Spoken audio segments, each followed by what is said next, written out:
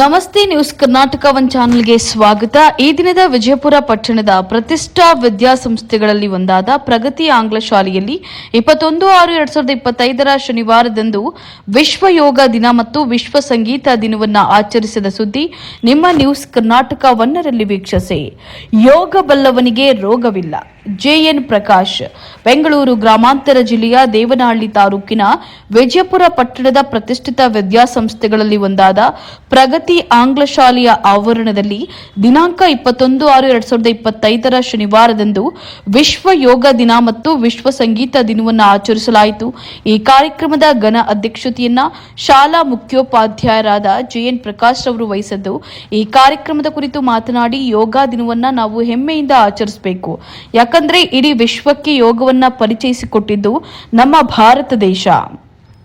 June 21ರಂದು ಯೋಗ ದಿನಾಚರಣೆ ಯಾಕೆ ಆಚರಿಸಬೇಕು ಎಂಬ ಪ್ರಶ್ನೆಗೆ ಉತ್ತರಿಸಿದ ಇವರು, ಜೂನ್ 21 ವರ್ಷದಲ್ಲಿ ಉತ್ತರ ಗೋಳಾರ್ಧದ ಅತಿ ಉದ್ದದ ಹಾಗೂ ದಕ್ಷಿಣ ಗೋಳಾರ್ಧದ ಅತಿ ಚಿಕ್ಕ ದಿನವನ್ನ ಅಂತಾರಾಷ್ಟ್ರೀಯ ಯೋಗ ದಿನ ಎಂದು ಆಚರಿಸಲಾಗುತ್ತದೆ. ವರ್ಷದಲ್ಲಿನ ಅತ್ಯಂತ ಹೆಚ್ಚು ಹಗಲುಳ್ಳ ದಿನವೆಂದು ಕರೆಯಲಾಗುತ್ತದೆ.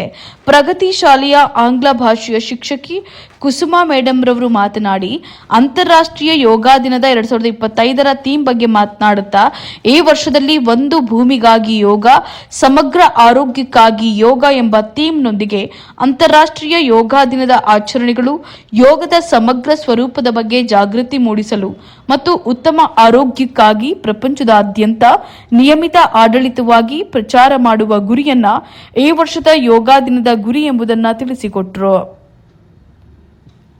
ಪ್ರಗತಿ ಆಂಗ್ಲ ಶಾಲೆಯ ಯೋಗ ಶಿಕ್ಷಕಿ ವೀಣಾರವರು ವಿಶ್ವ ಯೋಗ ದಿನದ ಬಗ್ಗೆ ಮತ್ತು ಆಸನಗಳ ಬಗ್ಗೆ ಮಕ್ಕಳಿಗೆ ಸಂಪೂರ್ಣವಾಗಿ ಹೇಳಿಕೊಟ್ಟು, ಆಸನಗಳಾದ ಸೂರ್ಯ ನಮಸ್ಕಾರ, ತಡಾಸನ, ವೃಕ್ಷಾಸನ, ಅರ್ಧಚಕ್ರಾಸನ, ತ್ರಿಕೋನಾಸನ, ಭುಜಂಗಾಸನ, ಮಕರಾಸನ, ಸೇತು ಬಂಧಾಸನ, ನಾಡಿ ಶೋಧನ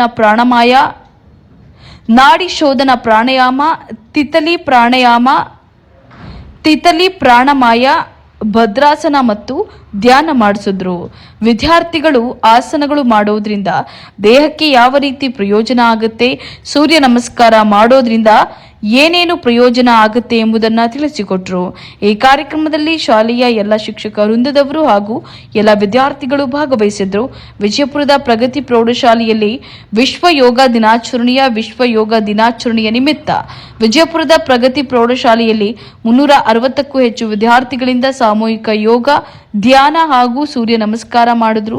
ದೈಹಿಕ ಶಿಕ್ಷಕರಾದ HV ಮಂಜುನಾಥ್ ಅವರು ಸೂರ್ಯ ನಮಸ್ಕಾರದ ಮಹತ್ವದ ಬಗ್ಗೆ ವಿವರಿಸಿ ಅದನ್ನು ಹಂತ ಹಂತವಾಗಿ ಮಾಡುವ ವಿಧಾನದ ಬಗ್ಗೆ ತಿಳಿಸಿಕೊಟ್ರು.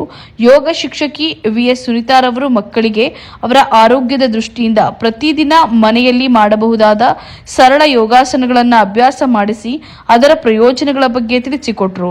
ಕಾರ್ಯಕ್ರಮದ ಅಧ್ಯಕ್ಷತೆಯನ್ನು ವಹಿಸಿದ್ದ ಮುಖ್ಯ ಶಿಕ್ಷಕರಾದ ವಿ ಬಸವರಾಜ್ ಅವರು ಮಾತನಾಡಿ, ಪ್ರತಿಯೊಬ್ಬ ವಿದ್ಯಾರ್ಥಿಯು ಉತ್ತಮ ಅವಧಾನವನ್ನು ಹೊಂದಲು, ದೈಹಿಕ ಆರೋಗ್ಯದ ಜೊತೆಯಲ್ಲಿ ಮಾನಸಿಕ ಆರೋಗ್ಯವನ್ನು ಕಾಪಾಡಿಕೊಳ್ಳಲು ಪ್ರತಿದಿನ ನಿಯಮಿತ ಯೋಗ, ಧ್ಯಾನ ಹಾಗೂ ಸೂರ್ಯ ನಮಸ್ಕಾರಗಳನ್ನು ಮಾಡಬೇಕು ಅಂತ ಹೇಳಿ ತಿಳಿಸಿದ್ರು.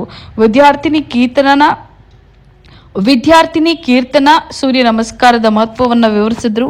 ಮತ್ತೊಬ್ಬ ವಿದ್ಯಾರ್ಥಿನಿ ದೀಕ್ಷಿತಾ ಅಂತಾರಾಷ್ಟ್ರೀಯ ಯೋಗ ದಿನಾಚರಣೆ ಕುರಿತು ಮಾತನಾಡಿದ್ರು. ಕುಸುಮಿತಾ ಪಂಚಾಂಗ ಪಠಣ ನೆರವೇರಿಸಿದ್ರು. ಶ್ರೀಮಯಿ ಅಮೃತ ವಚನವನ್ನ ಹೇಳಿದ್ರು. ನ್ಯೂಸ್ ಕರ್ನಾಟಕ ಒಂದು ಸಂಪಾದಕ, ಬೆಂಗಳೂರು ಗ್ರಾಮಾಂತರ ಜಿಲ್ಲಾ ವರದಿ ಸೀತಾರಾಮ್.